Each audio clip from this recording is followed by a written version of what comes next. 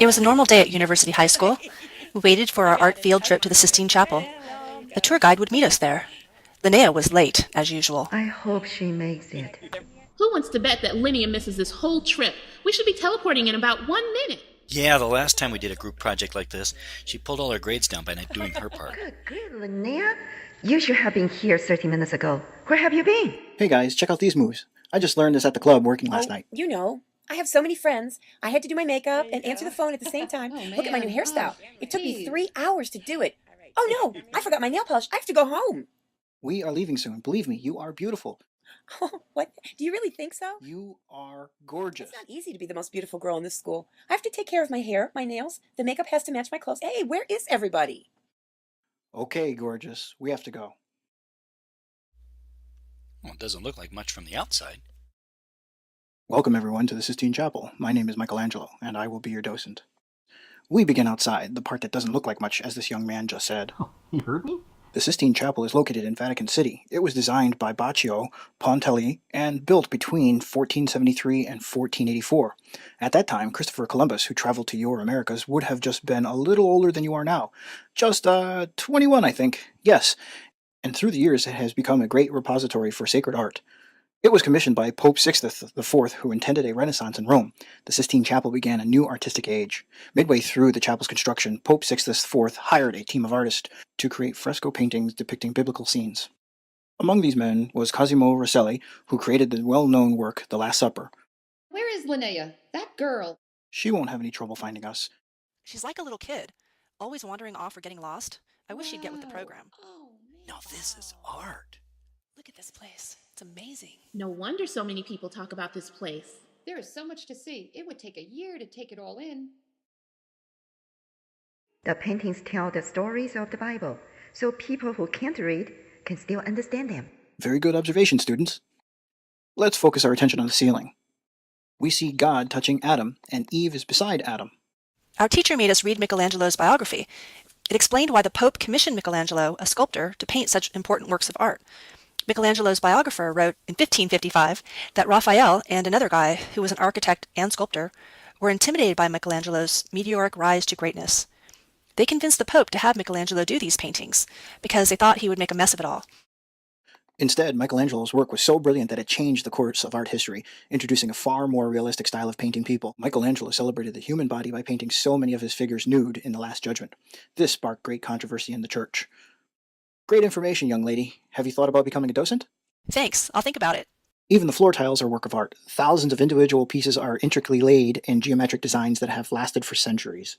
And in 1508, Pope Sixtus decided the chapel needed something more, so he hired the well-known sculptor Michelangelo to paint these frescoes on the ceiling. The project was modest at first, but Michelangelo conceived something grander, and 4 years later, this is what he'd done. Glad you could join the tour. You must be Linnea. We just finished discussing the floor tiles you just effaced. Oh no, sir. I wouldn't want to do that. I just had the most amazing experience. A man named Jesus told me he knew me. He told me all about myself.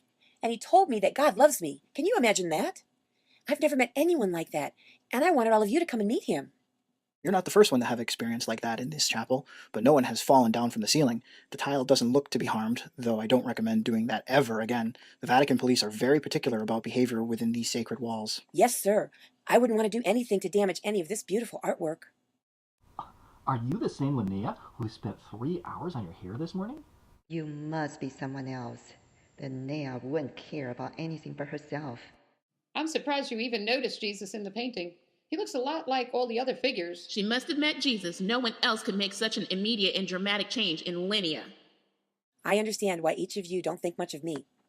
I've been completely self-absorbed and inconsiderate to everyone around me for years, since my dad left my mom. That's no excuse, more like an apology that I want to make to each of you.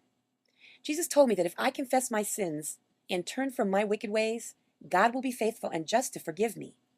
He also said that God forgives me as I forgive others, and I have a lot of work to do there. But with his help, I begin today. Will each of you forgive me?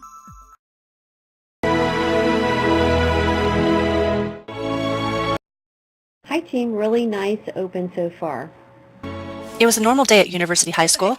I do recommend doing something more with your music. This is one of those loops that's obviously a loop because it does this like kind of clicking, sort of clicking thing when the loop ends and then begins again. So it's a really obvious loop. So you might want to cover that up with, putting in some other kind of piece of music or percussion or something, so that you create a more engaging loop with some more variety and doesn't sound as much like a loop. You're kind of moving around a little bit, trying to kind of find your shot. Like I've said before, you want to try to edit those looking for the shot bits out. So go in this case, stay on one side of them or the other, which follows the 180-degree rule. So if you imagine a line as they're facing each other, going between their torsos, between each other, then stay on one side or the other of that line. But get some close-up shots of each of them talking. You could do that as well, or maybe just a shot from the side or something like that, so that we get a little bit more pulled into the conversation. Been having used before this kind of a wide establishing shot so that we can see the whole chapel from the outside, and then maybe you may be going to do this in a minute, but you can pan around on the inside, tilt up, things like that, take an overhead shot, just to give a lot of perspective, because you have a lot of visual possibilities with this Sistine Chapel. We'll talk about. And Eve is beside Adam. Good. This is what I was mentioning before, is this kind of shot where we get some perspective. We get to be there. So good job on that. Nice work, team. I like very much that you did something that was, took us to a different place and many people haven't been, and it was educational, but also wove in a little bit of a story and character development. So you did a lot of those things, and I really commend you on that. It sounds like that you tried to really apply a lot of the things that you learned this month. So wonderful job on that. Just a few suggestions, but I really definitely appreciate especially your storytelling skills.